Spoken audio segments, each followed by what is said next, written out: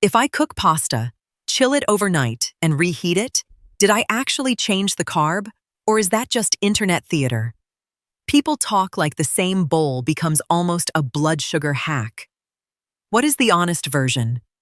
The honest version is, some starch becomes less accessible to your small intestine enzymes. Regular starch is broken down into glucose and absorbed. Resistant starch escapes that early digestion and arrives in the colon. There are different forms: starch trapped inside intact plant cells, naturally resistant granules such as high amylose maize, starch that retrogrades after cooking and cooling, and chemically modified forms used in products. Cooking first opens starch granules, which often makes starch easier to digest. Cooling lets some amylose and amylopectin chains realign into tighter crystals, called retrograded starch. Reheating does not necessarily undo all of that. In one crossover study in adults with type 1 diabetes, pasta cooled for 24 hours at 4 degrees Celsius and reheated had more resistant starch than freshly cooked pasta. That sounds real, but how big was the pasta effect?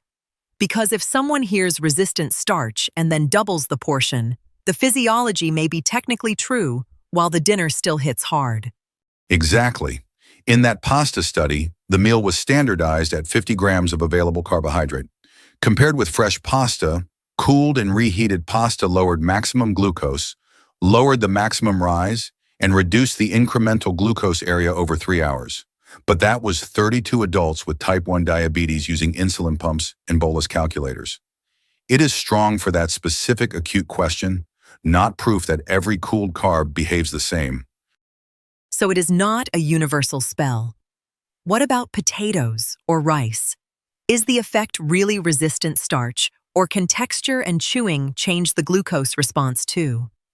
For anyone using insulin or glucose-lowering medication, this is where caution beats cleverness. The type 1 pasta study did not show more early hypoglycemia, but participants used routine pump calculations in a supervised crossover design. If you copy the meal at home, do not reduce insulin or medication because a recipe blog said cooling helps. Watch your own meter or CGM and involve your clinician for dosing decisions. For potatoes, a randomized acute trial found that harder cooked potato, replacing 1/3 of rice carbohydrate, retained more resistant starch and phenolics than softer potato. The hard cooked potato plus rice meal reduced post-meal glucose area, peak glucose, glycemic excursion, and insulin measures. But it was a specific rice-potato mixed meal, not a declaration that potatoes are always low glycemic.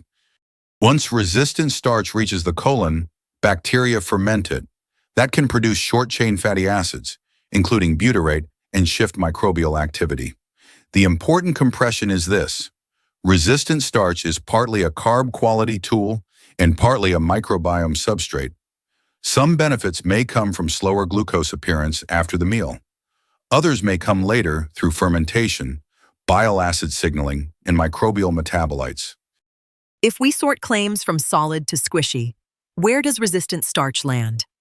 I hear gut health, glucose, weight loss, cholesterol, even athletic hydration.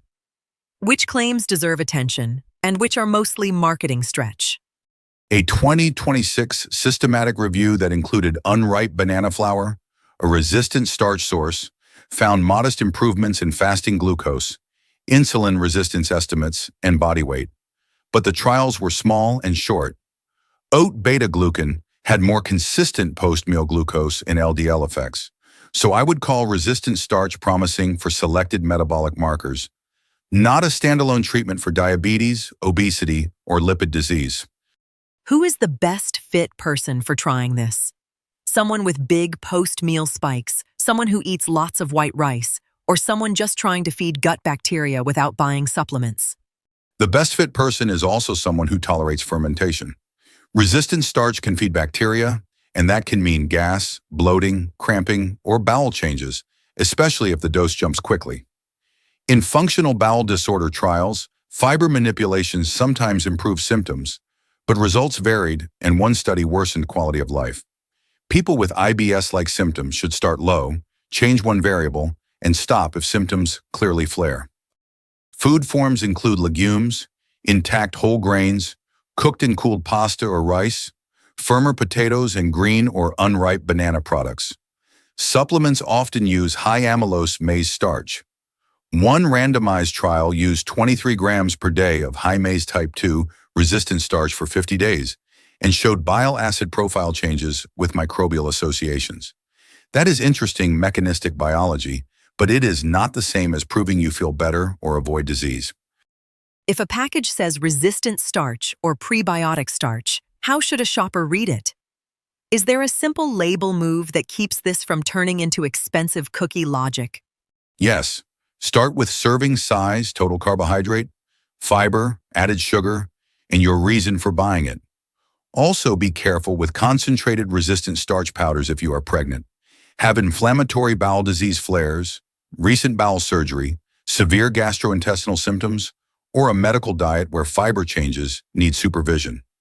For diabetes, kidney disease, or medication-managed conditions, food swaps are usually safer than aggressive powder dosing, but clinician guidance still matters.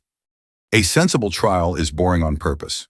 Keep the meal portion similar, swap fresh starch for cooled and reheated, or choose a firmer, less processed starch and track one outcome: post-meal glucose if that matters to you, stool comfort if gut health is the goal, or appetite and energy if you are changing breakfast or lunch.